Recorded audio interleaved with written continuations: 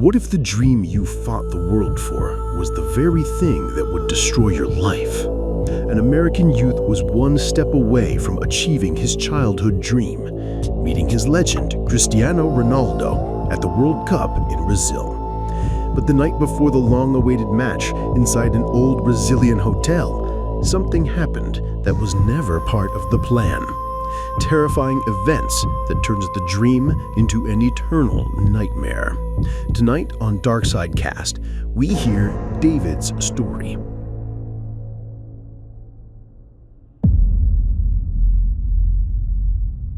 The dark side of true stories from people who live the worst day of their lives. DarkSideCast.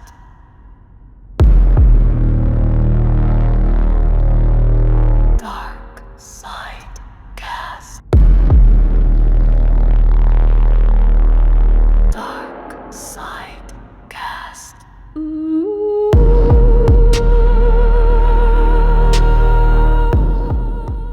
Hello and welcome to a new episode of DarkSideCast, the place where we listen to the dark side of the stories we live.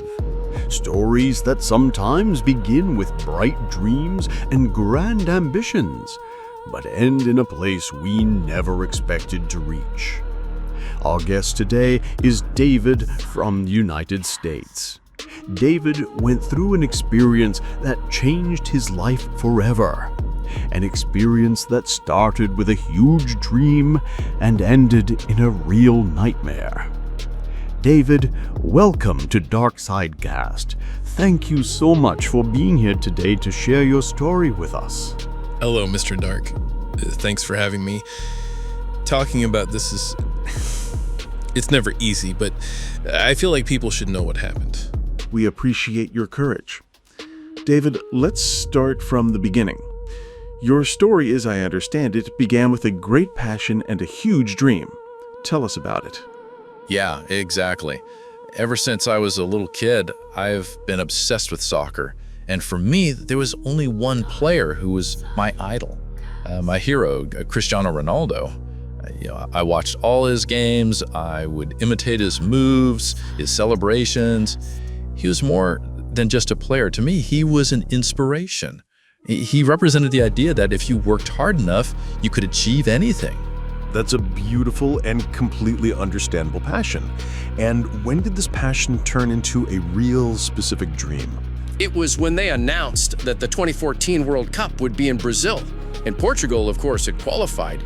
That's when the idea sparked in my head. I said to myself, this is my chance. My chance to see Ronaldo play right in front of me in the biggest tournament in the world.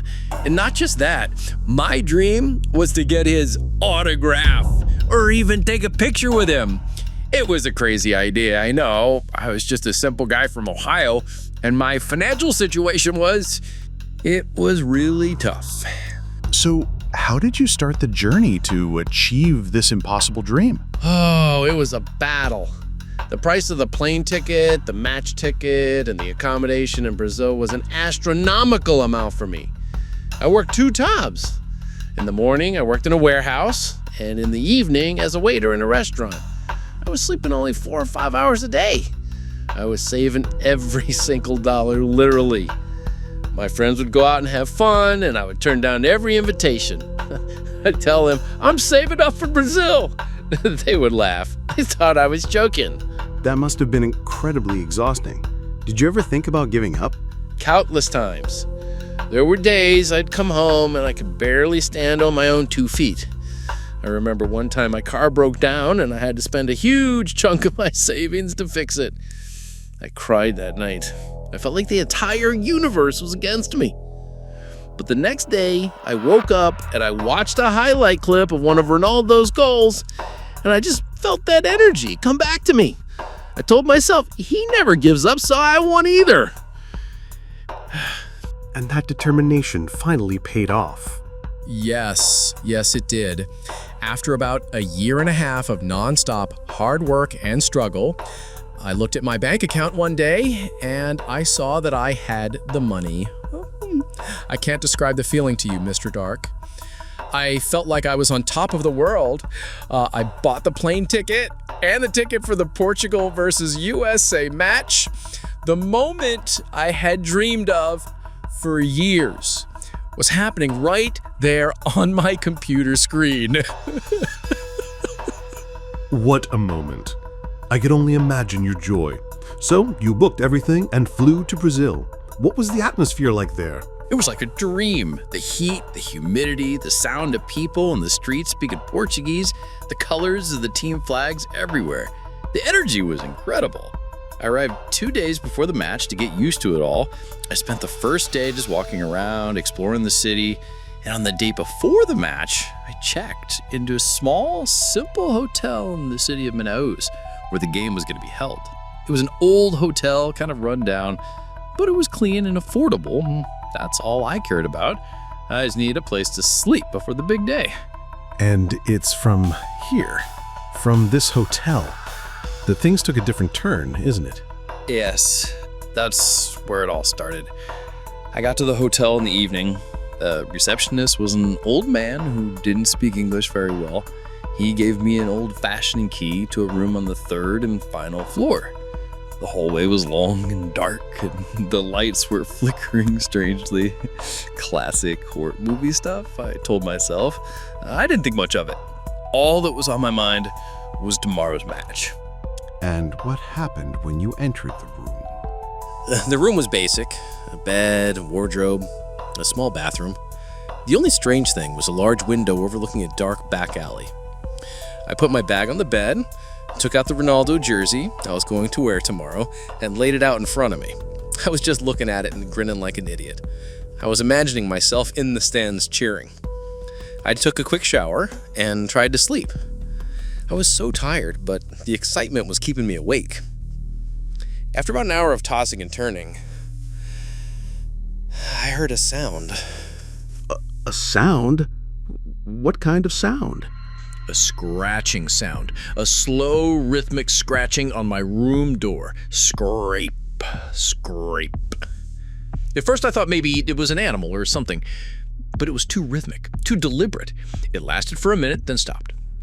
I felt a little uneasy, but I convinced myself it was nothing. Then a few minutes later, I heard it again. But this time, it wasn't on the door. It was on the window. On the window? And you were on the third floor. Yes, that's what made my heart freeze in my chest. The scratching sound was coming directly from the glass, like someone was dragging their fingernails across the window from the outside. I got up slowly from the bed. Every muscle in my body was screaming, "Don't do it! Don't look!" But I couldn't resist. I crept towards the window and pulled the curtain back just a little bit. There was nothing there. Just the empty, dark alley. There was no balcony, no ledge, nothing for a person to stand on. Oh my God, this is really terrifying. Oh, what happened next? I slammed the curtain shut and scrambled back to the bed. I was shaking. I tried to find a logical explanation, a tree branch, but there were no trees close by. The wind, but the sound was too intentional. At that moment, I started hearing something new. A whisper, a very faint whisper, coming from the dark corner of the room. I couldn't make out the words. It was like a radio tuned between stations, but it felt like someone or something was in the room with me. Did you try to turn on the light or run? I was frozen in fear. Literally. It felt like my body didn't belong to me. I wanted to scream, I wanted to run, but I couldn't move. I was just lying there under the covers, listening to the whispers, which were slowly getting louder. And then I felt it. Felt what, David? I felt a weight on the edge of the bed, as if someone had just sat down. I didn't dare to look. I squeezed my eyes shut and started praying in my head. I could feel cold breath on my neck from over the blanket. The weight started to move slowly up the bed, coming closer to me. I felt a hand, a cold and inhumanly cold hand touch my foot through the blanket. and slowly move upwards. David, what happened next? I don't know how, but at some point I just snapped. I screamed. I screamed with every ounce of air in my lungs. I jumped out of bed and tripped, falling to the floor. When I looked back at the bed, there was nothing there. The whispering had stopped. The weight was gone. But I didn't care. I crawled to the door, threw it open, and ran down the hallway screaming. I didn't look back. I stumbled down the stairs and ran out of the hotel onto the street. I was on the street in the middle of the night in my pajamas. Barefoot, shaking, crying. What a horrifying experience. I stayed on the street until the sun came up. I didn't dare go back into that hotel. Everything was still in that room. My passport, my wallet, my phone, everything. And most importantly, the match ticket. The dream I'd worked years for was just a few meters away in that haunted room. But I couldn't. I just couldn't go back in there. So, you didn't get to see the match? No. I spent match day at the U.S. Embassy trying to get emergency travel documents to go home. I could hear the cheers of the crowd from a distance. I could see people in the streets wearing the jerseys. And the dream was just dying inside me with every minute that passed. I came back to America 2 days later with nothing but the clothes on my back and a trauma that will stay with me forever. David, your story is incredibly powerful and heartbreaking. It's not just a horror story.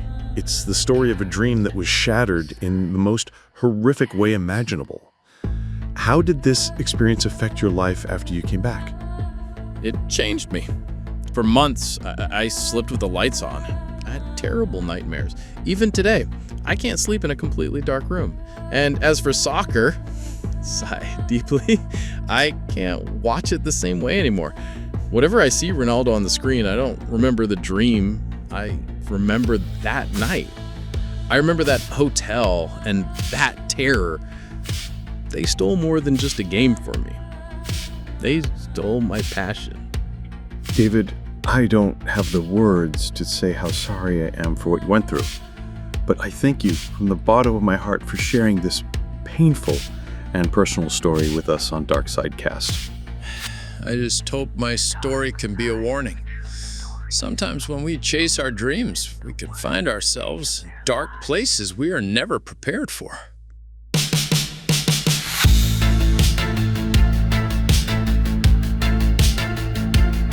David's story reminds us that darkness can lurk in the most unexpected places, even at the heart of our brightest dreams. Thank you again to David for his courage. And to you, our listeners, thank you for joining us for another episode of DarkSideCast. If you enjoyed this episode, don't forget to subscribe to the channel and hit the like button. And most importantly, if you have a strange or terrifying story that happened to you that you think belongs on the dark side, please share it with us via the email in the description box. Your story could be our next episode. Dark Side Cast. Until then, stay safe and try to stay in the light.